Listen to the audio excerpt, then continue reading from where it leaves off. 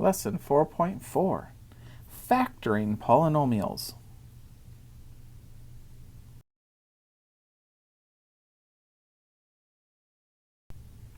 All right, so this lesson is all about how to factor, and there's a lot of steps, but if you follow this process, you should be able to factor pretty much anything that's factorable.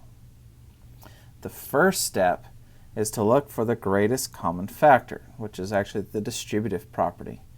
You look and see what number is in each of the terms.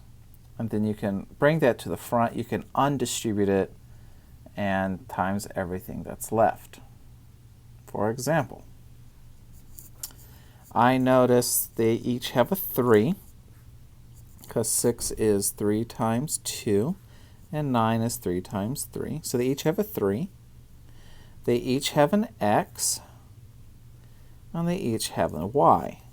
So I could factor out 3xy. And what's left? Well, think about dividing it. 3 divided by 3 is 1. X squared divided by x is x. And the y was factored out. Plus, now we're on the middle term. We factored out the 3, so the 2 is left. Factored out the x and the y. Then minus. We factored out one of the 3's, so the other 3 is left. Factored out the x. Y squared is y times y. We factored out one of them, but the other one is still there. That's factoring the greatest common factor. You need to look for that first. All right, this is really step 2. So after you've checked for the greatest common factor, see how many terms you have. If you have 2 terms, you're going to use the difference of 2 squares, or sum of 2 cubes. So you're looking for 2 terms is always special patterns. And the first pattern is the difference of 2 squares. A squared minus b squared is a minus b, a plus b. For example, well, 9 is 3 squared, so this is the same as 3x squared. Y to the 4th is y squared squared. So the a is 3x and the b is y squared. So this would be a minus b, a plus b. The second special pattern is the sum of 2 cubes. A cubed plus b cubed equals a plus b times a squared minus ab plus b squared. For example, well, looking at this, 8 is 2 cubed, so that'd be like 2x cubed. And 27 is 3 cubed. So a is 2x, b is 3. So it's a plus b, a squared minus a times b plus b squared, which simplifies into 2 squared is 4, x squared. 2 times 3 is 6x, and 3 squared is 9. And that trinomial, the second part, usually is not factorable. And the last special pattern is the difference of cubes, which is the same thing as sum of cubes, only have a minus. So that one changed, that one changed, and that one changed. Otherwise, they're the same. All right, here we have y cubed and 2 cubed. So y is a, 2 is b. So it's a minus b, a squared minus a times b plus b squared.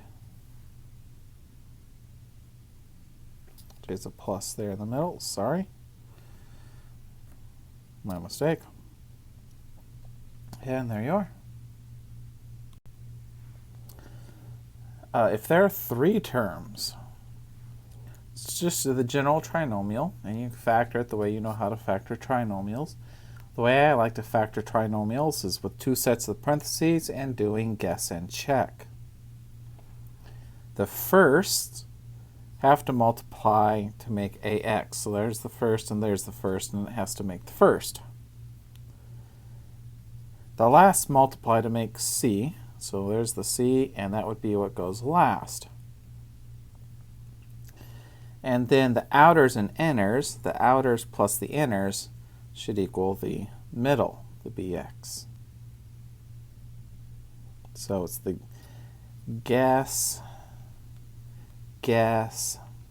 and check. Let's try a couple. So we say what times what makes x squared is x times x. What times what multiplies to make 10? Well, how about 2 and 5? And then we check. That's 5x. That's 2x, which makes 7x. Is that the middle? That is the middle. Therefore, that is the correct factorization. Let's try another one.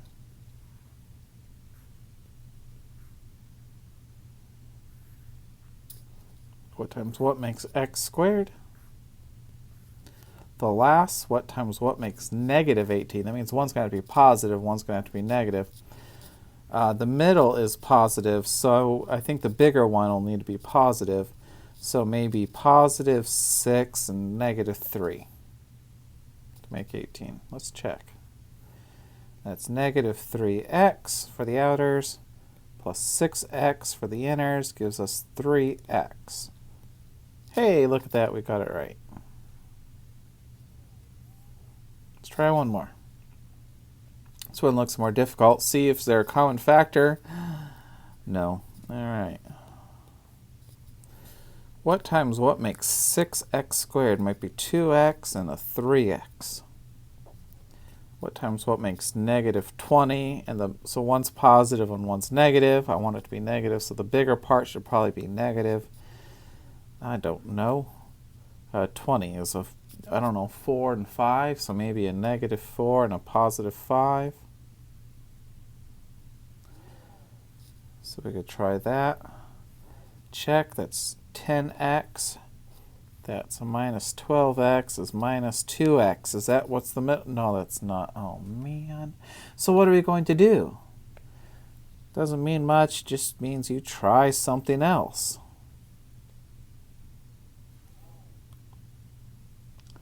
So why don't we try minus 5 there and a 4 there? Because the order you put them depends what they multiply by. So that would be 8x and negative 15x. That's negative 7x. Hey, look at that. That's what we're trying to get.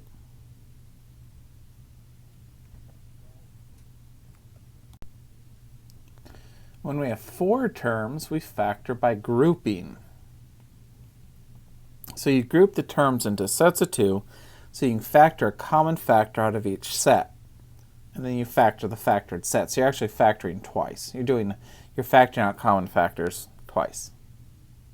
For example, I'm going to group this, and here's a trick when you group. Always make sure there's a plus in between. If there's a minus, like in this case, the minus would stay with the 4, and you put a plus. So it's plus a negative 4b. And then you factor out the common factor of each group. So the first group, I can factor out a b squared, leaving b minus 3.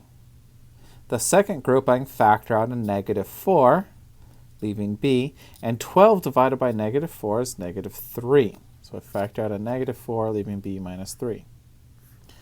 Notice the b minus 3 is in both terms. So I'm factoring out the b minus 3.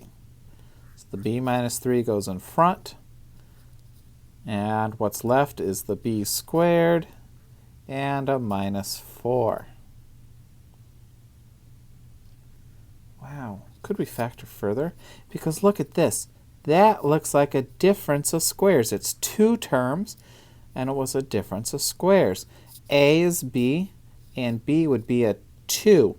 So it's a minus b and a plus b. Only a is b. So b minus 2, b plus 2.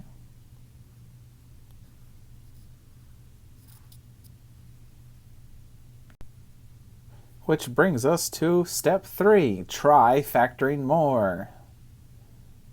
Wow, like no numbers. Exciting. All right, is there a common factor? There's not an a in everything, there's not an x in everything, there's not a b in everything, there's not a y in everything, so there's nothing we can factor out, and you cannot factor out the exponents. So we count our terms. There are 4 terms. So that means factoring by grouping. So we'll group. Notice there's a plus in between my groups. From the first group, I can factor out an x. From the second group, I can factor out a y. Oops, 2 is in there. And then notice they both have the a squared minus b squared, so I can factor out the a squared minus b squared, leaving the x plus the y. And then the a squared minus b squared is a difference of squares. A minus b, a plus b. So I'm factoring the difference of squares. There we go. That's all factored out. If I multiplied it back together, I'd get the original problem. Let's try this one. All right, step 1, look for a common factor.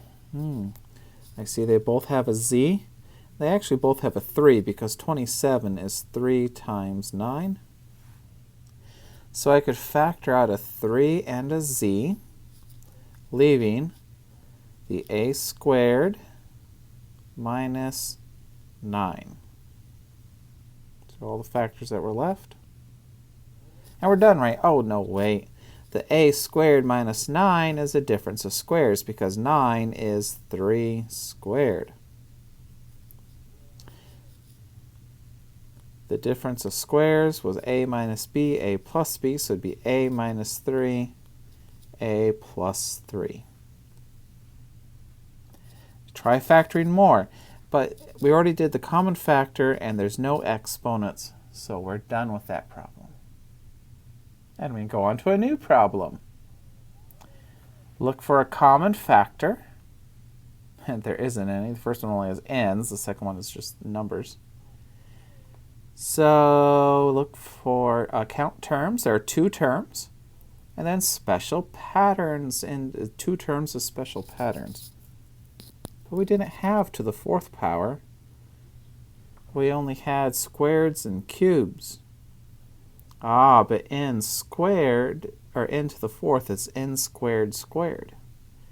And 81 is 9 squared. So it's like an a and a b. So what's a difference of squares? Maybe I'll write it down just so we remember. A squared minus b squared is a minus b, a plus b. So this would be a minus b, a plus b. And we try factoring some more. Oh wait, this first one here, that's also a difference of squares because 9 is 3 squared. So the a is the n and the b is the 3. So it's a minus b, a plus b. And then most students say, oh, the n squared plus 9, it's a different. No, it's a sum. It's a sum of squares. Go back and look. That was not a special pattern. Sum of squares is not factorable. And I see I made a mistake as I was talking. Let's go back and factor the first part again. it's a minus b, but the a is the n and the b is 3. A plus b, a is n, b is 3.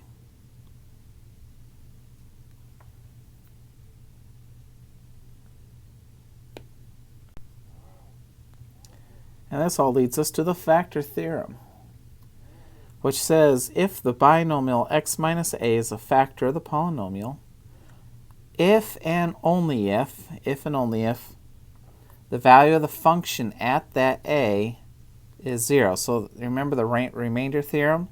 So the remainder is equal to the y value at that point. Well, the remainder is 0, it means it's a factor. So the y value has to be 0, which means factors occur at x-intercepts on a graph.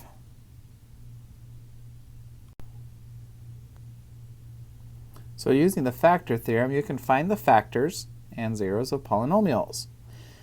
What you do is you use synthetic division using your first 0. Now you can get these off of a problem or off of the graph where they cross the x-axis, the x-intercepts. The polynomial answer is 1 degree less and is called the depressed polynomial. Continue doing this, so you divide the depressed polynomial by your next 0 to get the next depressed polynomial, and you continue doing this until your depressed polynomial is a quadratic, which you can then easily factor. And then completely factored is just x. It's x minus each of your zeros that you had, all multiplied together, and that's your function. For example, we're going to show that x minus 2 is a factor of this polynomial, and then we'll find the remaining factors. So we're going to do synthetic division, this first one. So the 2's going in the box, and then the coefficients. It's 1x cubed, 7x squared, 2x, and a minus 40.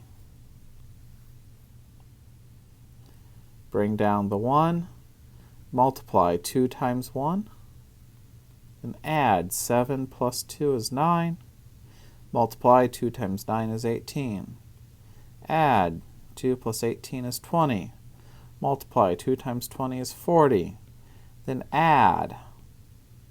Notice we got 0. We have now shown the remainder is 0, thus it was a factor. Thus x minus 2 is a factor. It was 1x cubed. We've divided by x, and now it's 1x squared plus 9x plus 20, which happens to be quadratic. If it wasn't quadratic, we'd divide by the next factor. Since it is quadratic, we can probably factor that. What times what is x squared is x times x. Times what is 20 is, I don't know, 4 and 5. Does that work? Outers are 5x. Inners are 4x. Makes 9x. That is the middle. Perfect. So all our factors are x plus 4, x plus 5, and the original x minus 2 that we got from the problem at the top. So now that polynomial is completely factored, which we could not do using factoring by grouping, for example.